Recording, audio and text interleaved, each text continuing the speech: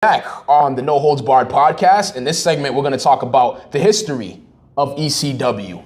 Now, I remember when I was a kid, I used to go over to my grandmother's house and grandfather's house a lot, mostly over the weekends and sometimes during the weekdays. And I remember flipping through the channels. I used to watch a lot of cartoons, but I always wanted to watch something more, and they had cable.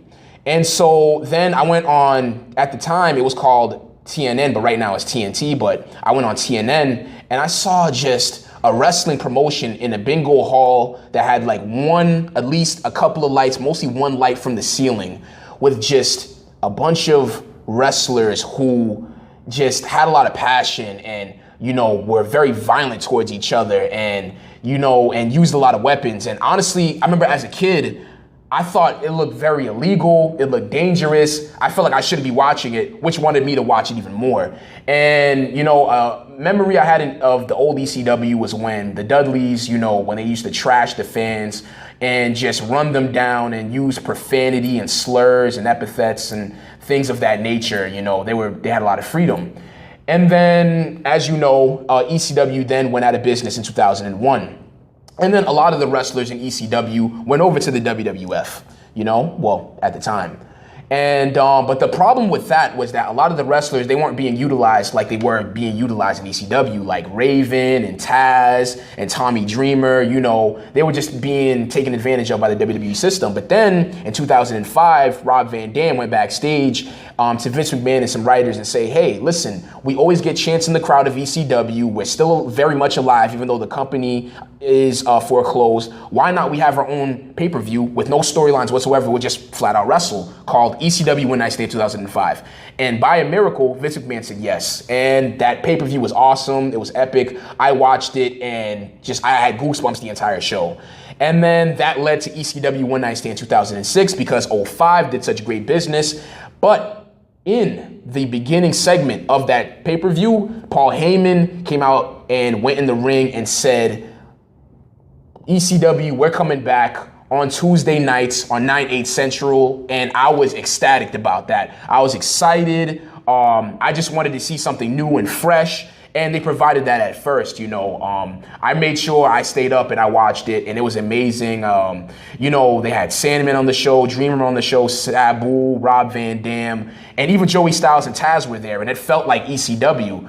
But then as time went along, little by little, just things were being taken away that made ECW not so extreme, and David, is there anything that you remember about ECW? There is indeed a lot of things that made ECW not extreme. First and foremost, let's look at where they were and where they ended up. Yes. Shall we?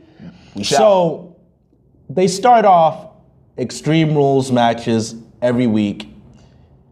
Great champions, credible champions. They started off having people like Rob Van Dam, CM Punk, John Morrison, and The Big Show, and Bobby Lashley. Those guys were their champions. Then they shifted away from having at least a hardcore match every week and a title match every week, and they switched over, turned the title platinum. Oh my goodness. In what world? Wow. In what universe is turning a world title platinum? Yeah. I want to fight for the gold. Exactly. Not for the silver, right. Not for the bronze. You know what I'm saying? At the end of the day. So they turned their ECW title, world title at that, platinum. They have no disrespect to these talents, by the way. People like Chavo Guerrero, Mark Henry, Jack Swagger, Matt Hardy. Those guys started competing for it, and those guys started winning it, and it started to become lower than a mid-card belt, man. Oh, man. And back when it was being treated like a world title, when CM Punk was winning it, when Bobby Lashley was winning it, I believe it was back in 2007 when Undertaker won the Royal Rumble. He had the ECW World Champion, which at the time was Bobby Lashley. That's right. John Cena, the WWE Champion, and Batista, the World Heavyweight Champion, standing in the ring. Now, at that time, the way they were doing their stories, Undertaker could choose from any one of those three World Champions to face at WrestleMania. He ended up choosing Batista, but that's beside the point.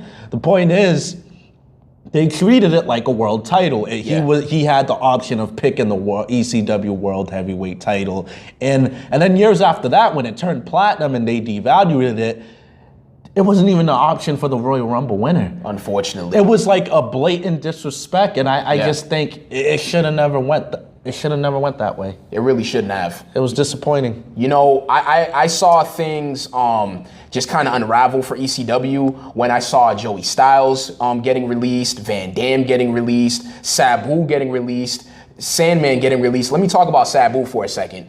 Honestly, how you see the WWE right now, how Brock Lesnar is the attraction for the WWE, I felt like Sabu could have really been an attraction for the WWE if maybe, they keep him off television for a little bit and maybe show up and feud with somebody on Raw once in like a hardcore match. I think fans would really like buy into that. It would be just gruesome at that. But, they didn't really see a lot of potential in him. And also with Sabu, like he got taken out of the Extreme Elimination Chamber. And that was a good concept to begin with. But what actually happened backstage, Vince McMahon yanked him from the match because he felt like he wouldn't look good in the match because maybe he wasn't extreme enough. So Vince's version of an extreme wrestler was Hardcore Holly, but he didn't really add too much to the match, and unfortunately, CM Punk was supposed to win that match, but seeing that Vince McMahon had more control over ECW than Paul Heyman did, Bobby Lashley ended up winning. He wasn't a bad champion, but it would have been a launching pad for CM Punk at the time. And yeah, there was just a lot of shenanigans going on. And honestly, the Extreme Rules matches that they said they were going to have, they felt like no disqualification matches on SmackDown. It just didn't remind me of the company that I once fell in love with back in the 90s, and it's unfortunate at that. So, yeah. I just don't it's my pet peeve here. I just don't, when it comes to this topic specifically, the fact that they went from giving the Royal Rumble winner an option to not at all, it's like, it might as well be the United States title. Might as well. You might as well have called it that. It just really devalued the brand. But, we got some good moments from the WWE version of ECW. I mean, they gave us some good wrestlers. They did have Bobby Lashley on a good pedestal, which I did like at the time. But I think they went out horribly.